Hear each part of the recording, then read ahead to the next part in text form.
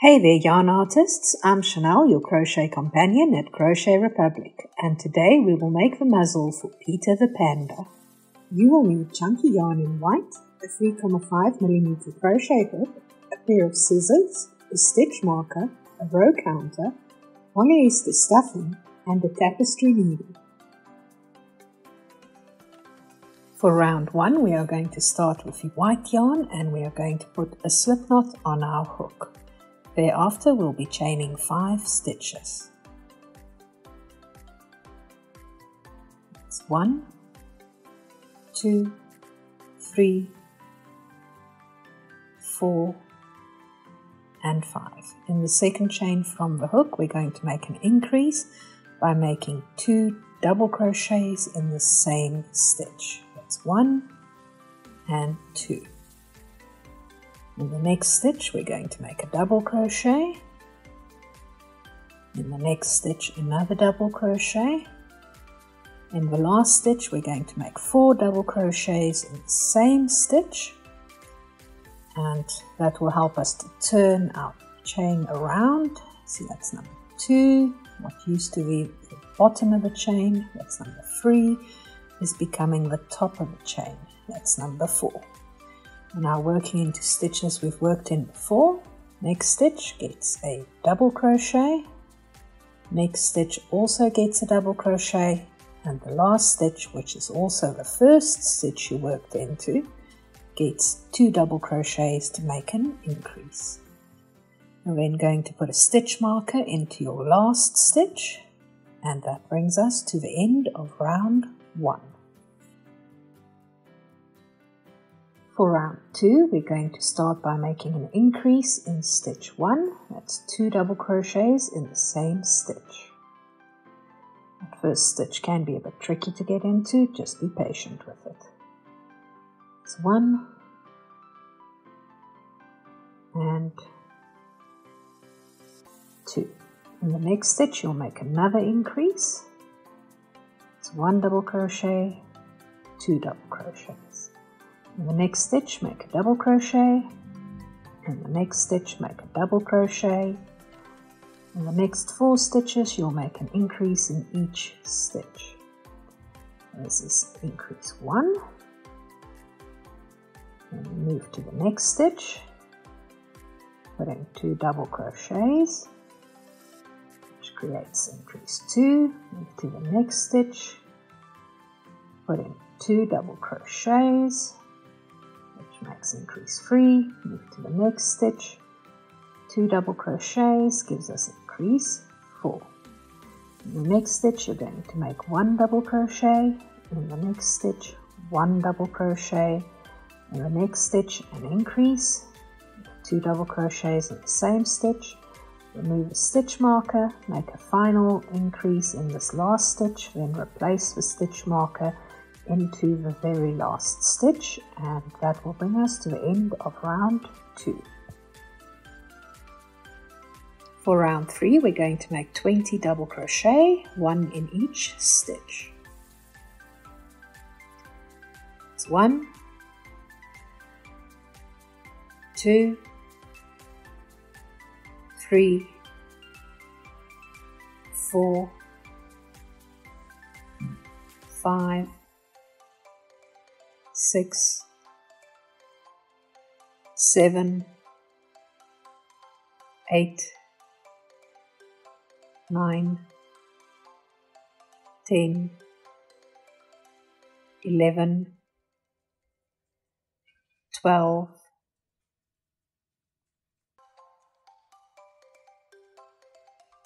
13, 14,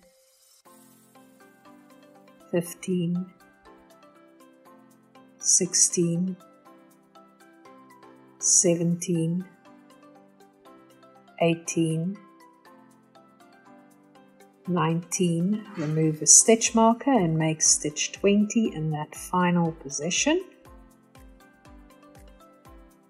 Then you'll replace the stitch marker in this last stitch, and that will bring us to the end of round 3. For round 4, you will be making 20 double crochet, 1 in each stitch. That's 1, 2, 3, 4, 5, 6, 7, 8, 9, 10, 11, 12, 13, 14, 15, 16, 17, 18, 19, remove a stitch marker, make the final stitch in that position, and then replace your stitch marker in stitch 20, and that brings us to the end of round 4. For round 5, you'll be making 20 double crochet, 1 in each stitch. That's number 2, 3, 4, 5, 6, 7, 8, 9, 10, 11, 12, 13, 14, 15, 16, 17,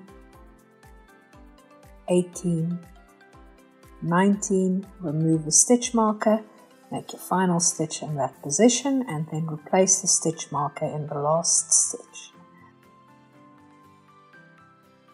For round 6, we're going to start by making a double crochet in the first stitch, and then we're going to finish off with a single crochet in the second stitch. You want to leave a nice long yarn tail that's enough for sewing the muzzle to the head. Just snip it off and then pull that tail straight through your single crochet. Pull it tight. Next you're going to insert your hook back to front in the next stitch. Hook your yarn tail and pull it through to the back. This just gives you a neater finish for when you are sewing the muzzle onto the head. You can see we've got a nice little bowl now that is ready to be attached.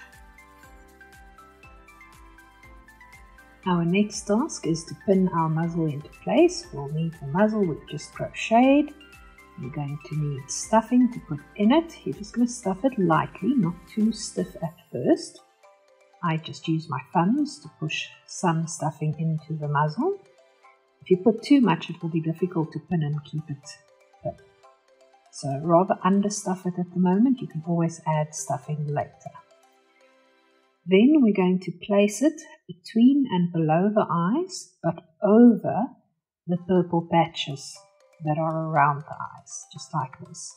So we almost want the corner, the top corner of each side of the muzzle to just be touching the safety eyes. You want to make sure it's nicely centered. And you use your pins. You can see I'm using my pin to just push the stuffing under the muzzle before I stick the pin in. Now the beauty of pinning is you can always change your mind. You can move a pin up, you can move it down, you can reposition. That's why we always pin first and we look at it from multiple angles before deciding if we've got it right. As you can see here, we're not quite happy with the position. We think it needs a slight twist, which we give it, and then we repin for the second time. Don't feel bad if you have to repin. Rather repin it 5 times and get the right position than only pin once and it's in the wrong position and the whole thing looks off. You can see I'm also putting some pins here at the bottom. And I insert my pins at an angle to keep them in. If you just stick it straight in, it's just going to pop right back out again. And that's what we're looking for from the sides. You can see it's a bit of a downward angle on that muzzle, and that's what we're looking for. Now ready. Our next task is to sew the muzzle in place using invisible stitches. So we're going to put our yarn tail onto our tapestry needle.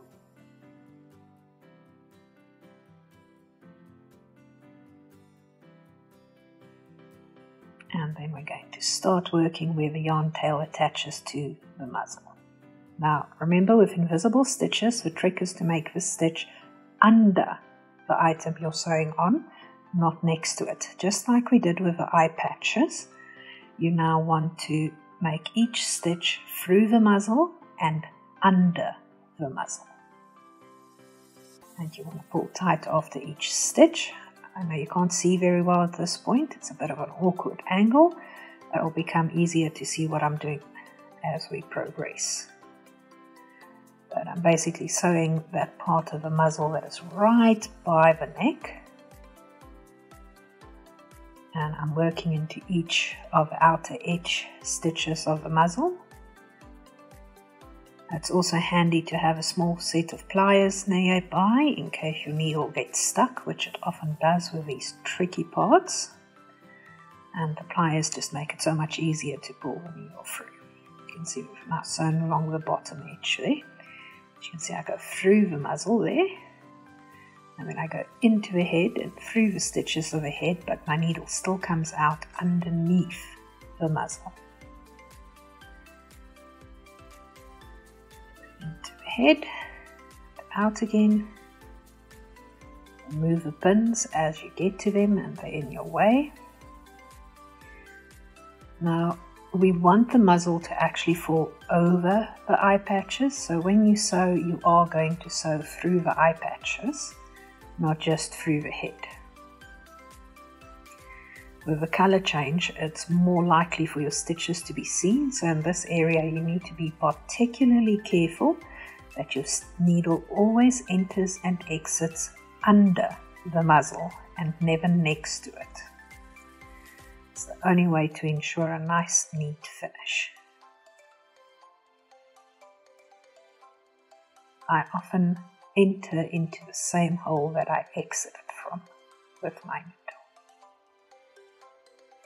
As you can see there, the stitch completely disappears because it is under the muzzle.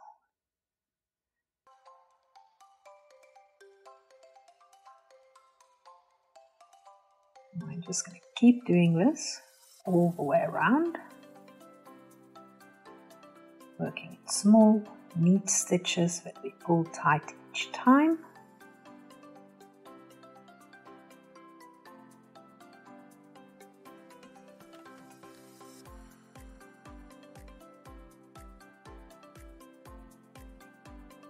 I always like to make sure that when I've sewn something on, it stays on forever. It's not coming back off again, which is why I take the time to make these tiny stitches and to really pull tight on each one. Make sure that they remain in place where I want them.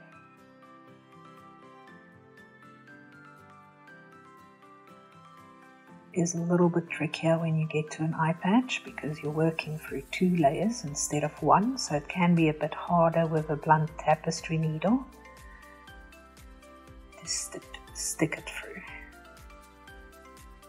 Just takes a little bit of patience and you'll get there.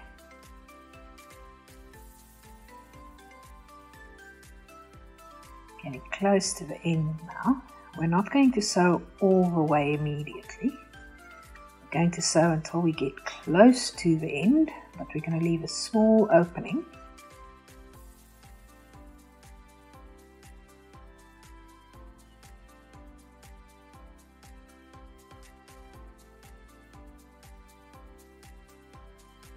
And then through that small opening that you've got left between where you're currently at and where you started, you can use the back of a crochet hook, or you can use chopsticks or any stick to take some stuffing and push a bit more of it into the hole. You can see I'm using a crochet hook there with the back. opening my hole a bit, pushing in, moving the stuffing that's in there to the further side, and then adding some more. See, this is now where you stuff your muzzle nice and firmly. So this is your last chance to add stuffing and to add shape.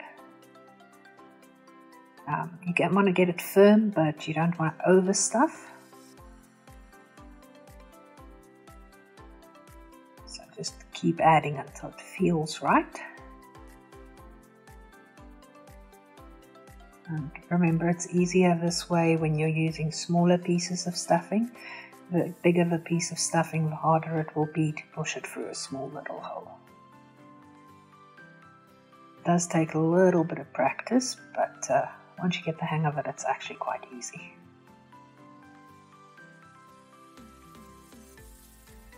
You can see I also angle the stick that I'm using to push it to the front and not just to the side.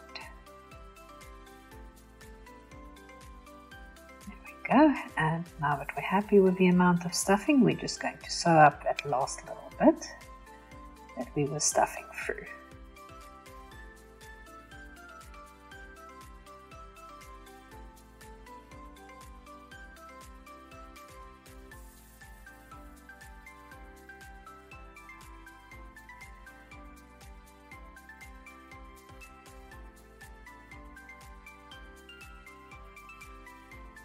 And then I always go a little bit across where I started so that I've got double stitching just to hold it really firmly in place. I don't like it when things come back loose again. Take that personally.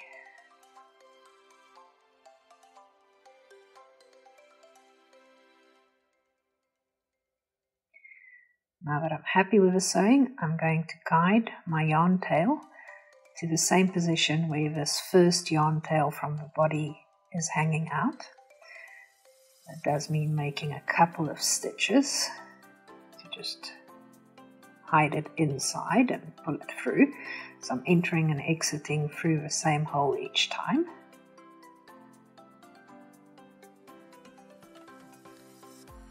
So I want both of these yarn tails to come out at the exact same spot.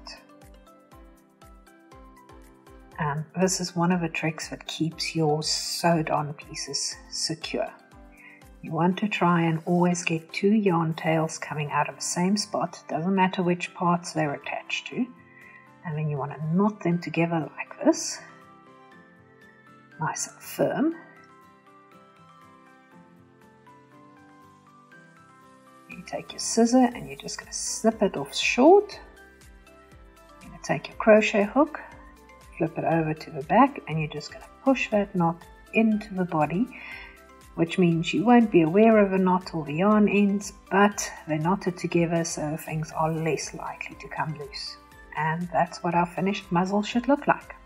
Before you go, don't forget to hit that like button, and if you haven't already, subscribe to Crochet Republic for more crochet tips, tricks and creative projects. Ring that bell to stay updated on all our upcoming yarn-filled escapades. Thank you for joining us on this crochet journey. You can also find Crochet Republic on Etsy, Facebook and Instagram. Links are in the introduction below the video for easy access. Handmake with love until we meet again in the Crochet Republic. Bye for now.